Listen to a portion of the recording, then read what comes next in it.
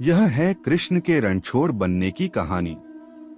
भगवान श्री कृष्ण का जन्म कंस का वध कर समस्त पृथ्वी लोक को उसके अत्याचारों से मुक्त कराने हेतु हुआ था।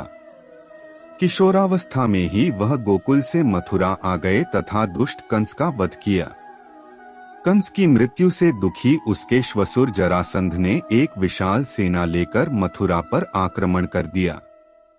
इस आक्रमण में उसके साथ शिशुपाल और काल्यवन जैसे शक्तिशाली राजा भी शामिल थे।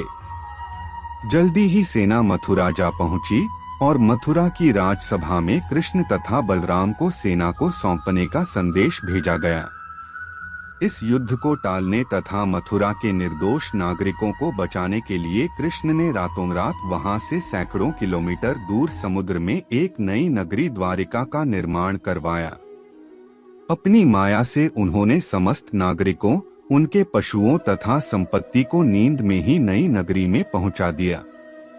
अगले दिन सूर्योदय के समय कृष्ण तथा बलराम जरासंध की सेना के सामने जा पहुंचे और उसे लड़ने के लिए चुनौती दी। जैसे ही जरासंध और दूसरे राजाओं ने कृष्ण को मारने के लिए शस्त्र उठाए, दोनों भाई भागने लगे। उन भाइयों के पीछे जरासंध तथा काल्यवन जैसे राजा भी भागने लगे। कुछ ही देर में दोनों भाई बहुत आगे निकल गए और उनके पीछे केवल मात्र काल्यवन रह गया। उसे देवताओं ने वरदान दिया था कि उसकी हत्या किसी अस्त्र या शस्त्र से नहीं होगी। ऐसे में वह निर्भीक था और लगातार कृष्ण का पीछा करते करते एक गुफा में जा पहुंचा। गुफा में राजा मुचुकुंद सो रहे थे, जिन्हें इंद्रदेव ने वरदान दिया था कि जो भी उन्हें उठाएगा वह उनके देखते ही जलकर भस्म हो जाएगा। वहां पहुंचकर कृष्ण ने सोए हुए मुचुकुंद पर अपना पीतांबर डाल दिया और स्वयं छिप गए।